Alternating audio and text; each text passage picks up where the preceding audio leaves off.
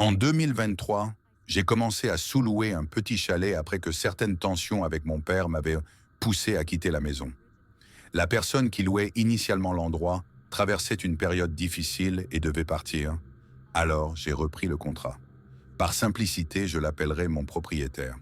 Le chalet était une unité complète avec un loyer mensuel. Parfait pour ma situation temporaire, bien que loin d'être idéal. Il avait techniquement 2 étages. Une petite cuisine, un salon de taille correcte et une chambre à l'étage. Pour accéder à la chambre, il fallait monter un petit escalier et ouvrir une curieuse trappe. À ce moment-là, j'y vivais depuis 1 mois et je venais juste de faire le deuxième paiement. Le chalet se trouvait au bout d'un chemin de terre, entouré d'autres chalets de taille similaire. L'un d'eux semblait vide. Je n'y voyais jamais de lumière ni de voiture. Je n'avais pas rencontré les autres voisins, mais on devinait que certains vivaient là. Parfois, je fais des quarts de 12 heures et ces nuits-là, je rentre chez moi complètement épuisé. Ce soir-là, on était un. J'avais préparé un sandwich au beurre de cacahuète et à la confiture, ainsi qu'un shake protéiné pour le dîner, puis j'étais allé me coucher directement. Je fermais toujours la trappe de la chambre avant de dormir. Même si elle n'avait pas de serrure, laisser l'entrée ouverte me mettait mal à l'aise, me faisait me sentir vulnérable.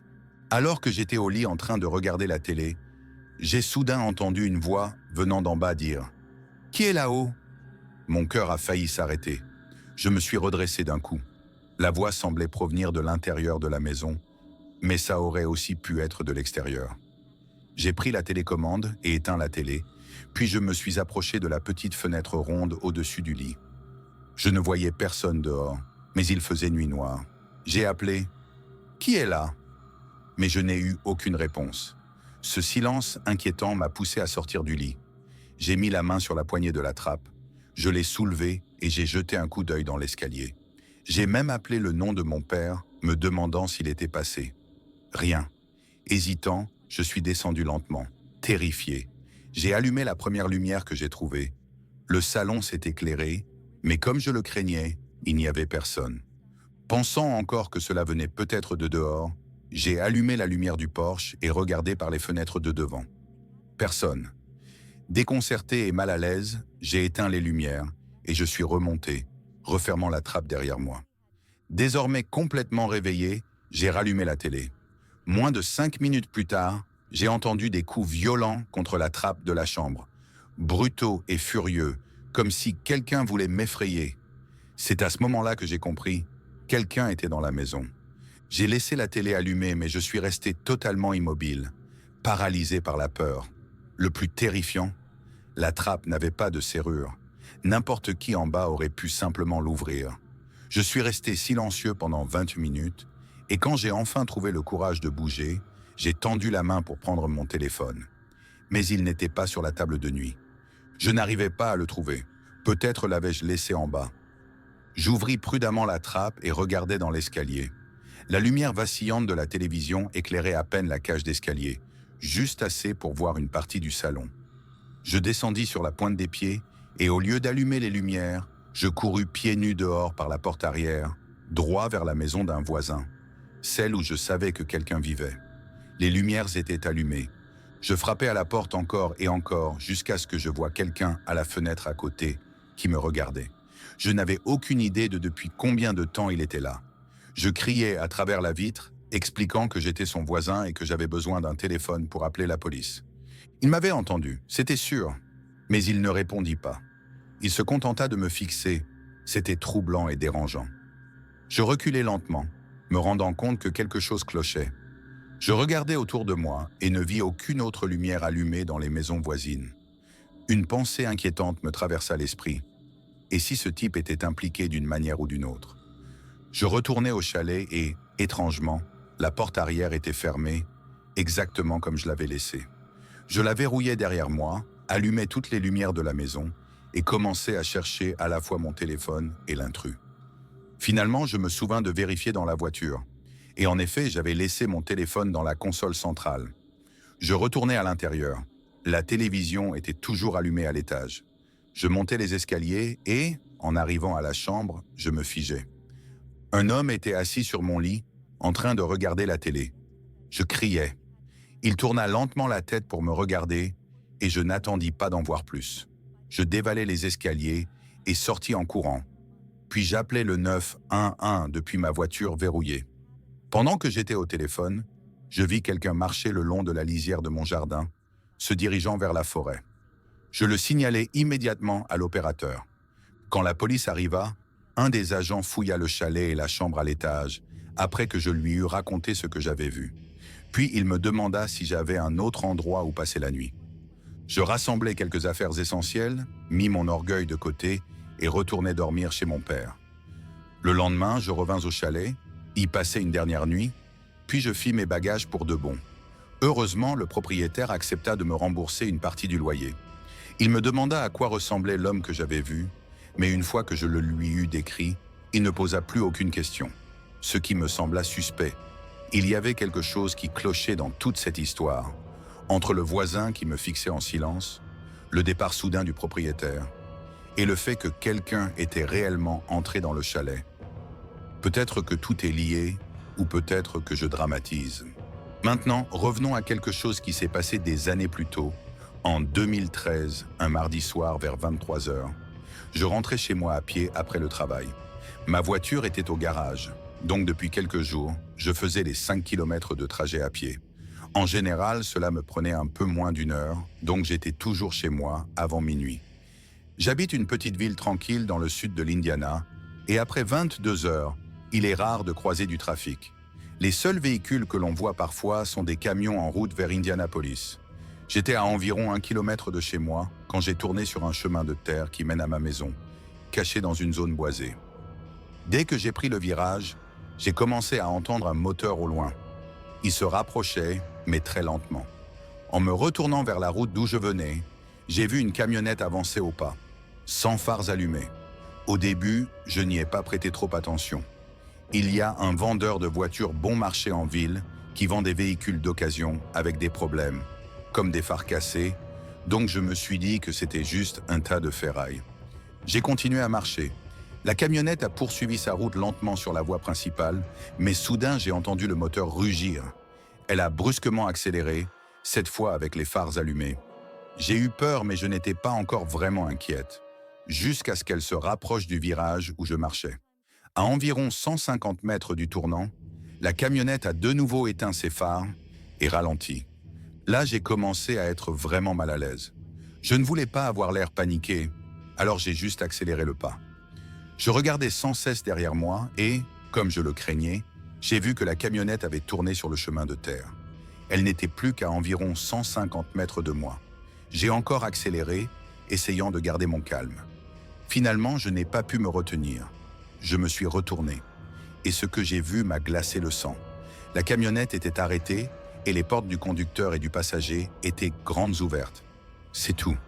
Je me suis mise à courir. Peu après, j'ai entendu ce qui, j'en suis certaine, était un coup de feu. À ce moment-là, j'étais convaincue que j'allais mourir.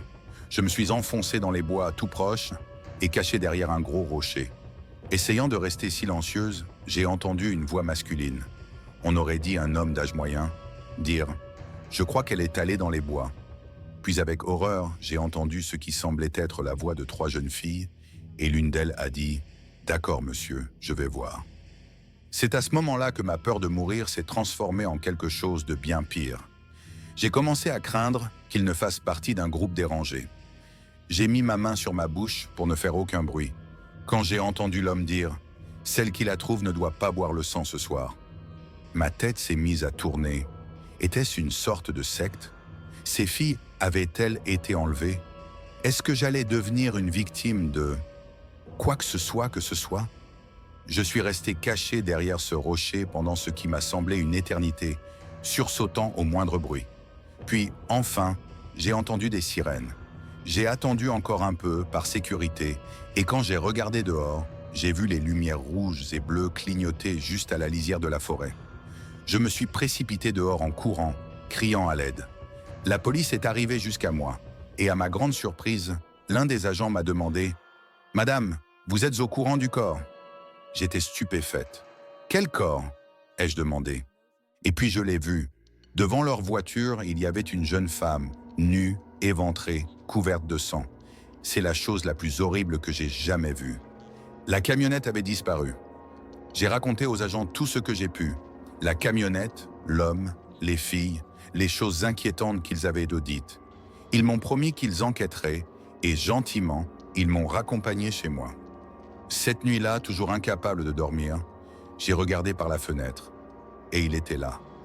Le même fourgon avançant lentement dans ma rue, phares éteints.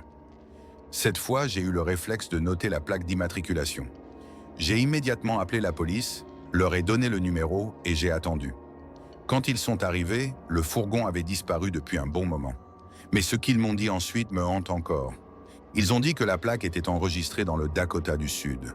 Mais voici la partie glaçante. Ils ont vérifié auprès de plusieurs services à travers le pays et ce même numéro de plaque avait été signalé cette nuit-là dans plusieurs autres États. Le Vermont, le Nevada, l'Alaska et le Texas. Ils m'ont dit qu'ils me recontacteraient s'ils découvraient quelque chose.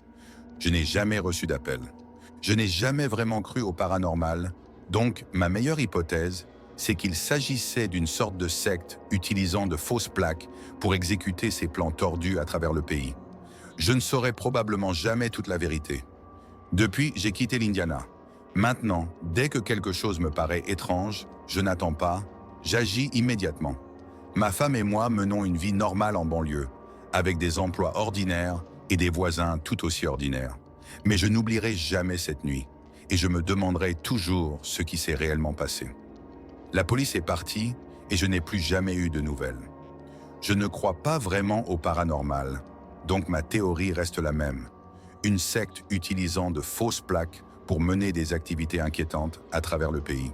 Mais la vérité complète, je ne la connaîtrai probablement jamais. J'ai fini par quitter l'Indiana et aujourd'hui, dès que quelque chose me semble suspect, je réagis tout de suite. Aujourd'hui, ma femme et moi vivons dans un quartier résidentiel paisible. Nous avons des emplois classiques, une vie tranquille et des voisins absolument ordinaires. En somme, nous vivons ce rêve américain standard auquel on nous apprend tous à aspirer. Le fait que je sois en train d'écrire tout cela en dit long. Je ne suis pas vraiment un écrivain. Honnêtement, la dernière fois que j'ai écrit quelque chose d'aussi long, c'était pour une dissertation à l'université. Mais récemment, il s'est passé quelque chose que ni ma femme ni moi n'arrivons à expliquer et qui nous laisse encore aujourd'hui profondément troublés. C'était une journée comme les autres. Diana et moi étions sortis dîner après le travail et nous sommes rentrés vers 21h. Comme c'était un soir en semaine, nous avons suivi notre routine habituelle. Vers 21h30, nous nous brossions les dents et nous préparions à aller nous coucher. À 22h, nous étions déjà sous les couvertures. D'habitude, on lit ou on regarde quelque chose jusqu'à 23h, et ce soir-là, nous regardions une série quand le téléphone a sonné.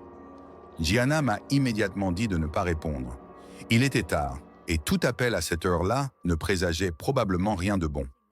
J'étais d'accord, mais justement, je me suis dit que si c'était grave, je devrais peut-être décrocher. J'ai tendu la main vers le téléphone fixe à côté du lit, mais la sonnerie s'est arrêtée avant que je ne puisse le prendre. C'était un vieux téléphone défectueux. Une fois l'appel terminé, l'identifiant de l'appelant disparaissait et il n'y avait aucun moyen de savoir qui avait appelé. J'ai pensé que c'était juste un mauvais numéro. Puis quelques minutes plus tard, le téléphone a de nouveau sonné. Cette fois, j'ai regardé l'écran. Il affichait simplement « numéro inconnu », ce qui était étrange, surtout à cette heure-là. Nous avons tous les deux trouvé cela inquiétant. Personnellement, je pense qu'après 21h, on ne devrait appeler que pour une urgence. Je n'ai pas répondu, mais juste après que la sonnerie se soit arrêtée, le téléphone a encore une fois sonné.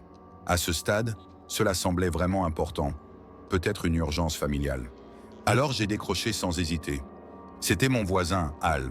Il m'a demandé si j'étais au courant qu'il y avait quelqu'un debout devant chez moi.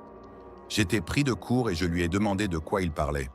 Il s'est contenté de me dire de sortir, puis il a raccroché brusquement. La façon dont il a terminé l'appel était étrange. J'ai dit à Gianna ce qu'il avait dit, et son visage a changé d'expression immédiatement. De l'inquiétude. Elle m'a dit de ne pas sortir. Je lui ai répondu que j'allais juste jeter un œil par la fenêtre. Je suis descendu et j'ai regardé à travers le rideau. Il n'y avait personne dehors. J'ai ouvert la porte d'entrée, puis la porte anti-tempête. Je suis sorti sur le perron et j'ai regardé autour. J'ai même vérifié derrière les buissons. Toujours rien. Je commençais à être agacé. Ce n'était pas le genre de choses sur laquelle Al plaisanterait. Mais sinon, qu'est-ce que ça pouvait être? Il était tard, et faire une blague à cette heure-là ne lui ressemblait pas. Je suis remonté et j'ai dit à Gianna qu'il n'y avait personne et qu'Al nous avait probablement fait une blague. Elle était aussi perplexe que moi. Tout semblait étrange. Elle m'a dit d'essayer de le rappeler, alors je l'ai fait. Ça a sonné une fois, puis sa messagerie s'est enclenchée directement. J'ai laissé un message. Hé Al, c'était quoi cette histoire? Rappelle-moi. Une minute plus tard, le téléphone a sonné de nouveau. Un autre numéro inconnu. J'ai répondu et c'était encore Al. Avant que je ne puisse dire un mot, il a dit calmement. Sors, il y a quelqu'un debout devant chez toi. Puis il a raccroché encore une fois. Je me suis levé et j'ai dit à voix haute. Bon, c'est quoi ce bordel? J'ai dit à Gianna de rester en haut et je suis redescendu. Cette fois, quand j'ai regardé à travers le rideau, il y avait bien quelqu'un debout au bout de l'allée, juste là où commence le trottoir. Il portait une capuche qui lui cachait entièrement le visage, rien que de l'obscurité. J'étais sincèrement bouleversé. J'ai ouvert la porte et j'ai appelé « Je peux vous aider ?» Mais l'homme est resté immobile, silencieux. Je l'ai averti que j'allais appeler la police. Puis le téléphone a de nouveau sonné. J'ai refermé la porte d'un coup sec et j'ai couru jusqu'au téléphone dans la cuisine. Cette fois, l'identifiant de l'appelant montrait bien le vrai numéro d'Al. J'ai répondu et Al m'a salué d'un ton détendu. « Hé, je viens d'écouter ton message vocal. Qu'est-ce qu'il se passe ?» Là, j'étais vraiment confus. Je lui ai dit qu'il m'avait déjà appelé, 2 fois, pour me dire qu'il y avait quelqu'un devant chez moi. Mais il a répondu qu'il ne m'avait pas appelé du tout et il avait l'air sincèrement surpris. Un instant plus tard, il a dit qu'il venait de regarder par la fenêtre et qu'il ne voyait personne devant chez moi. Je suis retourné vérifier moi aussi et en effet, l'homme avait disparu. Je lui ai exigé de me dire si c'était une blague, en le prévenant que si c'était le cas et qu'il ne me le disait pas franchement, ça allait mal se passer. Mais il a juré, main sur le cœur, qu'il n'avait aucune idée de ce dont je parlais. Ce n'est pas son genre de faire des blagues. C'est quelqu'un de respectueux, calme, posé. Pour être sûr que je ne devenais pas fou, j'ai mis le haut-parleur pour que Gianna puisse confirmer ce que nous avions tous les deux vécu. Elle a fait de même, mettant sa femme sur la ligne. Elle a confirmé. Elle n'avait pas touché au téléphone de la soirée. Au final, la seule conclusion à laquelle nous avons pu arriver, c'est que quelqu'un avait imité sa voix et nous avait appelés. Peut-être une blague très élaborée, peut-être autre chose. Nous avons fini par raccrocher, mais j'étais encore ébranlé. Je suis descendu une dernière fois pour raccrocher le combiné et j'ai jeté un œil par la fenêtre. L'homme avait disparu. Encore aujourd'hui, aucun de nous n'a réussi à donner un sens à ce qui s'est passé cette nuit-là.